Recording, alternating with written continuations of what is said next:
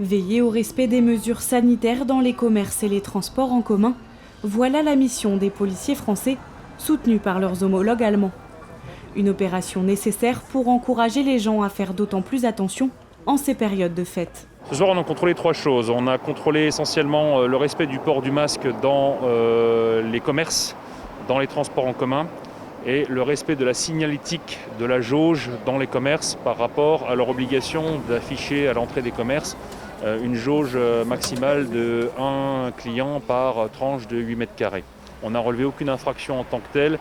On a simplement pu constater 2-3 petits dysfonctionnements sur les conditions d'affichage de l'intégralité des informations qui vont être rectifiées à notre demande par les commerçants concernés. Cette opération de contrôle des mesures sanitaires binationales a été suivie de très près par le préfet de la Moselle, Laurent Touvet, et son homologue allemand, Roland Theiss.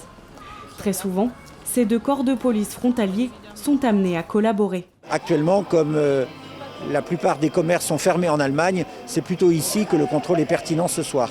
Le but de ces contrôles, c'est avant tout de sensibiliser davantage au risque de propagation afin d'enrayer le virus.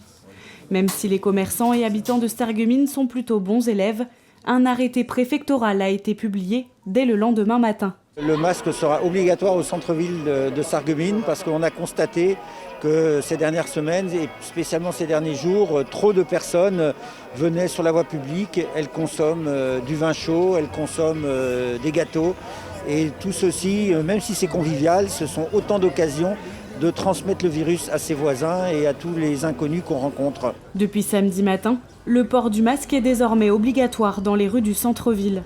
Il ne faut pas se relâcher durant ces fêtes de fin d'année.